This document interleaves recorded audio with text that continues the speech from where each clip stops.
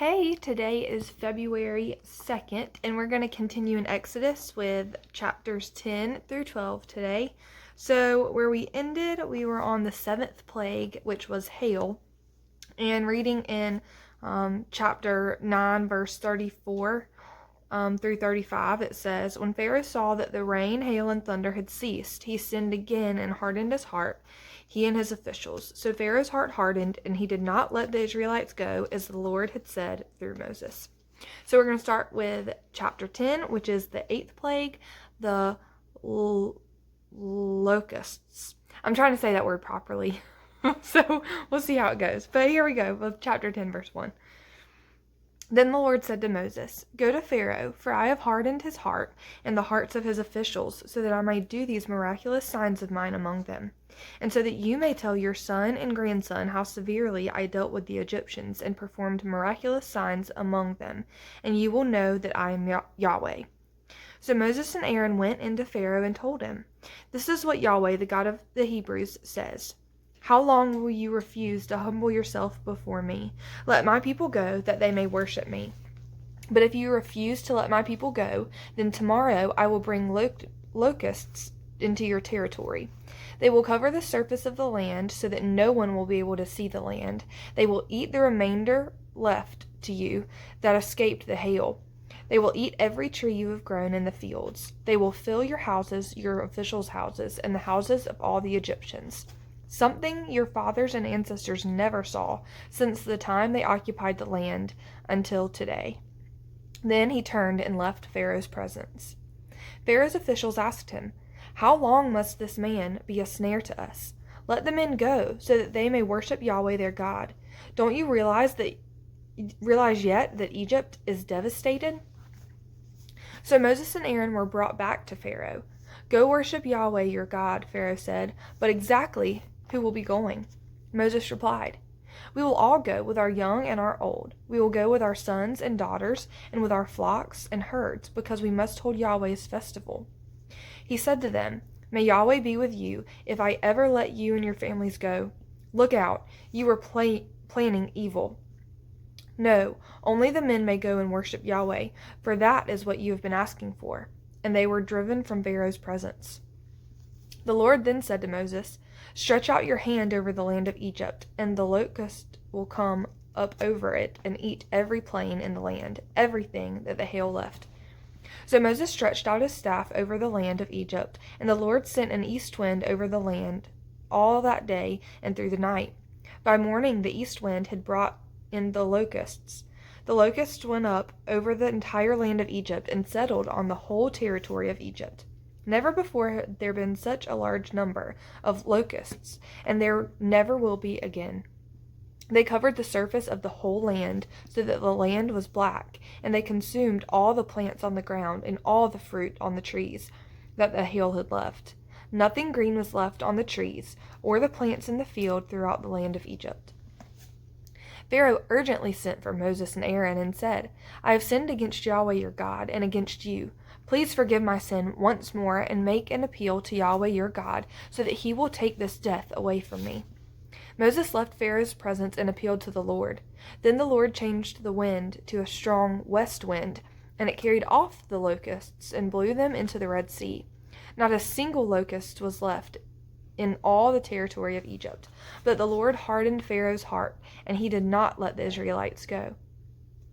Then the Lord said to Moses, Stretch out your hand toward heaven, and there will be a darkness over the land of Egypt, a darkness that can be felt. So Moses stretched out his hand toward heaven, and there was a thick darkness throughout the land of Egypt for 3 days. One person could not see another, and for 3 days they did not move from where they were. Yet all the Israelites had light where they lived. Pharaoh summoned Moses and said, Go worship Yahweh. Even your families may go with you. Only your flocks and herds must stay behind. Moses responded, You must also let us have sacrifices and burnt offerings to prepare for Yahweh our God. Even our livestock must go with us. Not a hoof will be left behind, because we will take some of them to worship Yahweh our God. We will not know what we will use to worship Yahweh until we get there. But the Lord hardened Pharaoh's heart, and he was unwilling to let them go. Pharaoh said to him, Leave me. Make sure you never see my face again, for on the day you see my face, you will die." "As you have said," Moses replied, "I will never see your face again."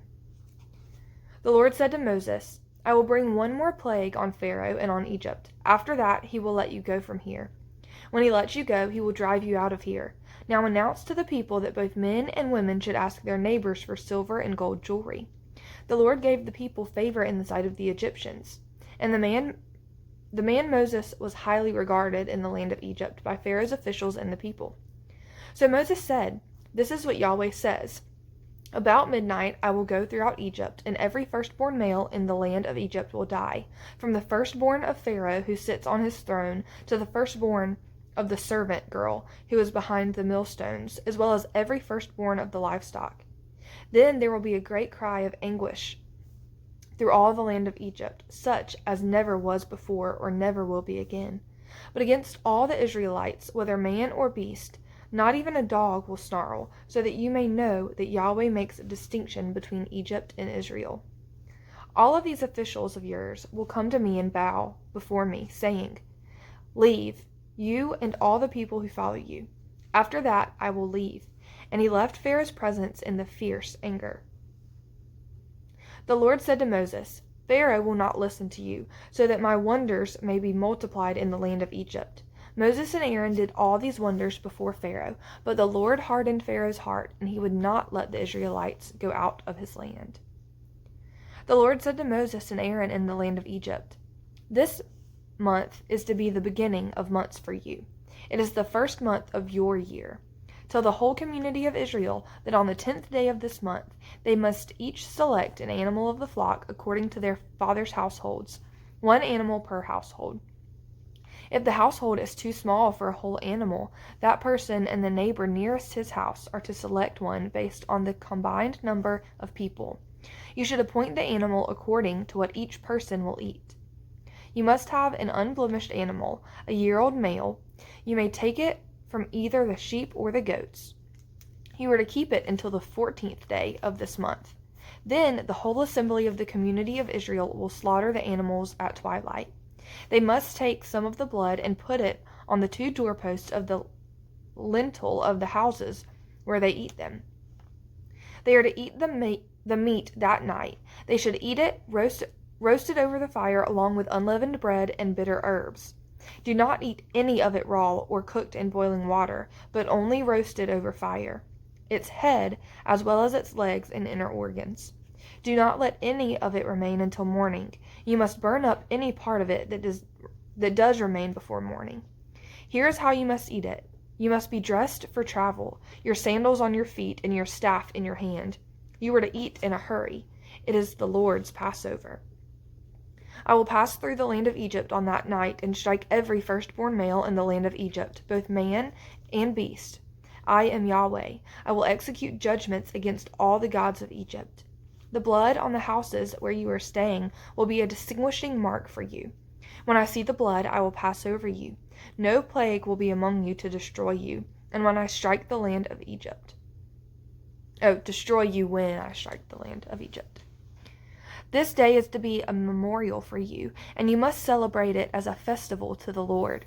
You are to celebrate it throughout your generations as a permanent statute. You must eat unleavened bread for 7 days. On the first day, you must remove yeast from your houses. Whoever eats what is leavened from the first day through the 7th day must be cut off from Israel. You are to hold a sacred assembly on the first day, and another sacred assembly on the 7th day. No work may be done on those days except for preparing what people need to eat. You may do only that. You are to observe the festival of unleavened bread, because on this very day I brought your divisions out of the land of Egypt. You must observe this day throughout your generations as a permanent statute. You are to eat unleavened bread in the first month, from the evening of the 14th day of the month until the evening of the 21st day. Yeast must not be found in your houses for 7 days. If anyone eats something leavened, that person, whether a foreign resident or native of the land, must be cut off from the community of Israel. Do not eat anything leavened. Eat unleavened bread in all your homes. Then Moses summoned all the elders of Israel and said to them, Go and select an animal from the flock according to your families and slaughter the Passover animal. Take a cluster of hyssop, dip it in the blood that is in the basin, and brush the lintel and the 2 doorposts with some of the blood in the basin. None of you may go out the door of his house until morning. When the Lord passes through to strike Egypt and sees the blood on the lintel and the 2 doorposts, he will pass over the door and not let the destroyer enter your houses to strike you. Keep this command permanently as a statute for you and your descendants. When you enter the land that the Lord will give you as he promised, you are to observe this ritual. When your children ask you, "What does this ritual mean to you?" you are to reply, "It is the Passover sacrifice to the Lord, for he passed over the houses of the Israelites in Egypt when he struck the Egyptians and spared our homes." So the people bowed down and worshipped. Then the Israelites went and did this. They did just as the Lord had commanded Moses and Aaron.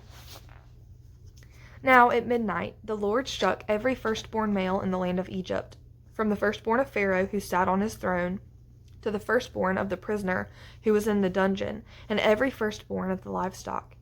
During the night Pharaoh got up, he along with his officials and all the Egyptians, and there was a loud wailing throughout Egypt, because there wasn't a house without someone dead.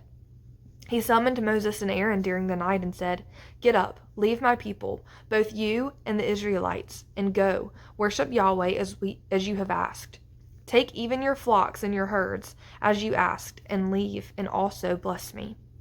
Now the Egyptians pressured the people in order to send them quickly out of the country, for they said, "We're all going to die." So the people took their dough before it was leavened, and their kneading bowls wrapped up in their clothes on their shoulders. The Israelites acted on Moses' words and asked the Egyptians for silver and gold jewelry and for clothing. And the Lord gave the people such favor in the Egyptians' sight that they gave them what they had requested. In this way they plundered the Egyptians. The Israelites traveled from Ramesses to Succoth, about 600,000 soldiers on foot, besides their families. An ethnically diverse crowd also went up with them, along with a huge number of livestock, both flocks and herds.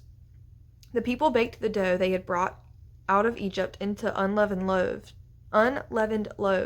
since it had no yeast. For when they had been driven out of Egypt, they could not delay and had not prepared any provisions for themselves. The time that the Israelites lived in Egypt was 430 years. At the end of 430 years, on the same day, all the Lord's divisions went out from the land of Egypt. It was a night of vigil in honor of the Lord, because he would bring them out of the land of Egypt. The same night is in honor of the Lord, a night of vigil for all the Israelites throughout their generations. The Lord said to Moses and Aaron, "This is the statute of the Passover. No foreigner may eat it, but any slave a man has purchased may eat it, after you have circumcised him. A temporary resident or hired hand may not eat the Passover. It is to be eaten in one house. You may not take any of the meat outside the house, and you may not break any of its bones. The whole community of Israel must celebrate it. If a foreigner resides with you and wants to celebrate the Lord's Passover, every male in his household must be circumcised, and then he may participate. He will become like a native of the land. But no uncircumcised person may eat it. The same law will apply to both the native and the foreigner who resides with you." Then all the Israelites did this. They did just as the Lord had commanded Moses and Aaron. On that same day, the Lord brought the Israelites out of the land of Egypt according to their divisions.